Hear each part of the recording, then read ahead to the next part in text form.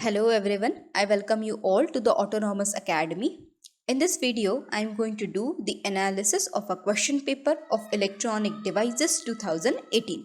So let us begin our discussion with the short answer type question. The first question that we have is discuss the high frequency limits. The high frequency limits are something that is related with the frequency response curve. So it is very much essential to understand what is frequency response curve. So frequency response curve is the graph that represents the variation of behavior of circuit with the changes in input signal frequencies. This graph shows the band of frequencies up to which the output remains fairly constant, and the band of frequencies up to which the output is constant ranges from FL to FH, where FL is the low frequency limit and FH is the high frequency limit. So the band of frequencies ranges from FL to FH is called the circuit's bandwidth. So that was a discussion on high frequency limits. Let's move on to the next question.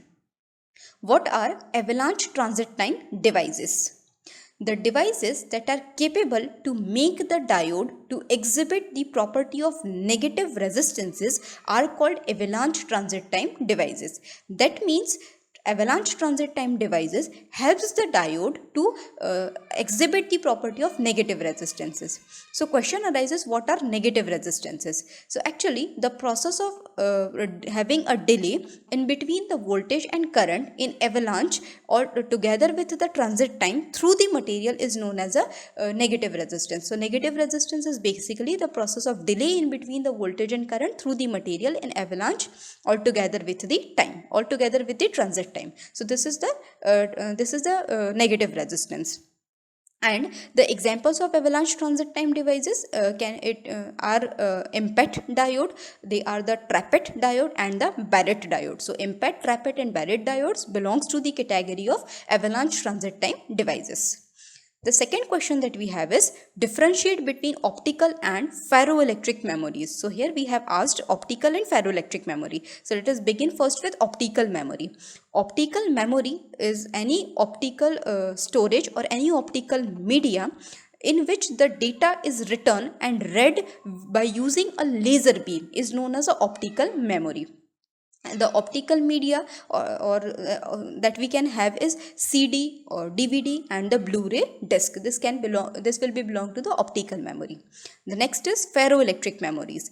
Ferroelectric memories are basically the random access memory which are similar in construction to the DRAM, but there is a difference between DRAM and ferroelectric memory, and the difference is that in ferroelectric memory we use a ferroelectric layer, while in case of dielectric memory we use a dielectric layer. The use of the advantages of ferroelectric memories are that they have the combination of non-volatility and the high speed. So we can say that ferroelectric memories are the memories that can be used to provide the non-volatility and the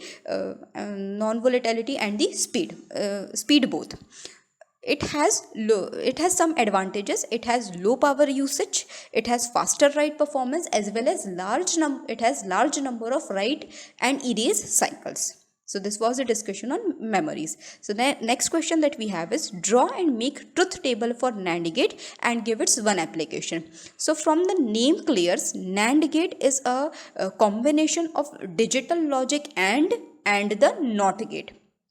And this NAND gate has a output logic level 1 on output logic level 1 normally, and it goes to the logic level 0 when all of its input are at the logic level 1.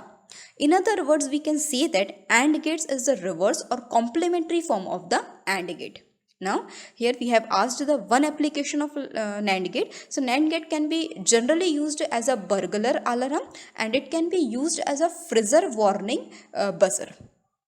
Next question is discuss the types of multi-vibrator. So very first of all we will pay emphasis on what is multi-vibrator. Okay, multi-vibrator is an electronic circuit that is used to implement a variety of simple two-state devices such as relaxation oscillators, timers and flip-flop. A multivibrator consists of two amplifying devices amplifying devices, and they are cross coupled with the help of resistors and the capacitor.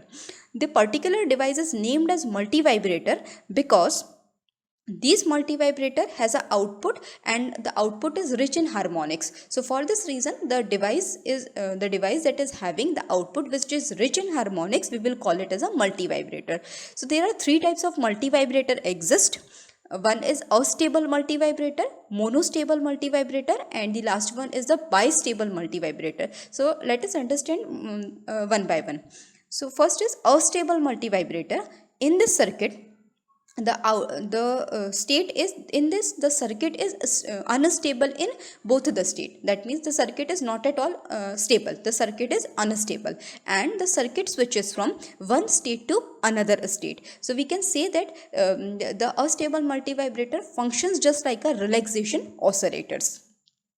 Next is the monostable multivibrator. So from the name, it is clear that it is a circuit in which one state is stable but other state is unstable, and this circuit is also commonly known as a one shot.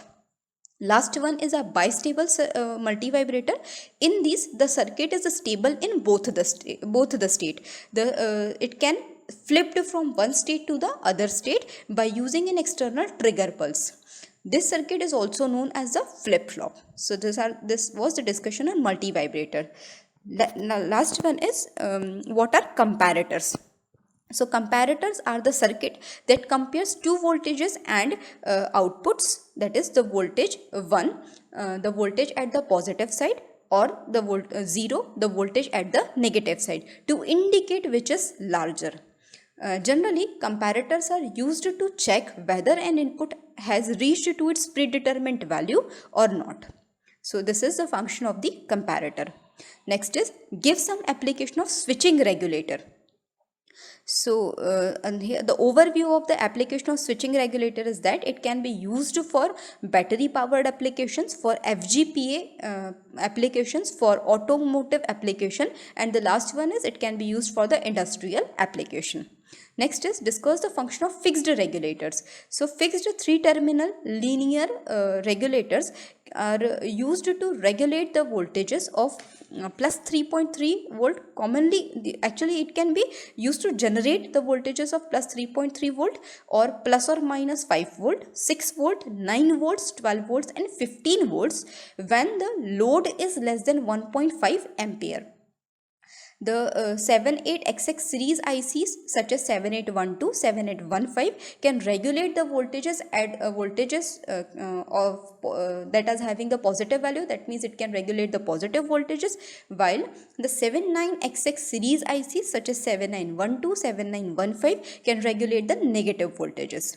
So this was a function of fixed regulators. Last one is discuss the microwave devices. The devices that is capable of generating, amplifying, modifying, detecting or measuring microwave devices or voltages having microwave frequencies are called microwave devices. So the devices having the capability of generating, amplifying, modifying, detecting and measuring microwaves or voltages having microwave frequencies, we will put them into the category of microwave devices. The last question in its option is write the De Morgan's theorem and prove it using truth table. Guys, this question is asked in a very straightforward manner. So you can simply write the De Morgan's theorem, and you can also prove the De Morgan's theorem mathematically by using the truth table. So this was a discussion on the short answer type question.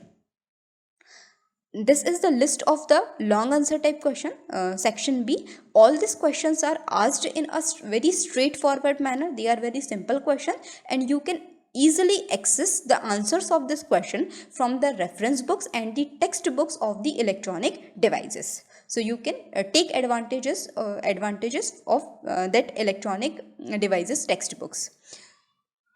So this was the discussion, this brings on the question paper, and it brings to the end of this lecture. Thank you so much for watching. If you have any doubts or query related to this lecture, you can post your queries in the comment section. Thank you so much for watching.